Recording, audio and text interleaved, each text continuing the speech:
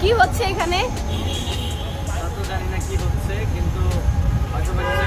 বন্ধুরা, pranking এন্টারটেইনমেন্টের blockbuster নাটক দুনিয়া টাকার গোলামের পার্ট 3 আপনারা অনেকেই দেখে ফেলেছেন, কিন্তু নাটকের ঠিক শেষ মুহূর্তে মনির কাকা গোলামের যে আসল রূপ বা প্রমাণ সবার সামনে ফাঁস করতে চাইলো, তা দেখে কি আপনাদের মাথা ঘুরে যায়নি? আগামী বৃহস্পতিবারে আসছে এই নাটকের মোস্ট অ্যাওয়ার্ডেড পার্ট 4, আর আজকের ভিডিওতে আমরা আলোচনা করব পার্ট 4 এ কি ঘটতে যাচ্ছে এবং গোলামের আসল পরিচয় আসলে কি।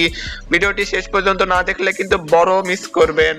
পার্ট 3 আমরা দেখেছি শেহজাদ চৌধুরী একজন আন্ডারকভার পুলিশ অফিসার বা কোনো স্পেশাল ফোর্সের অফিসার দাউদ খানের গ্যাংকে ধরার জন্য সে ছদ্মবেশে ঘোরে।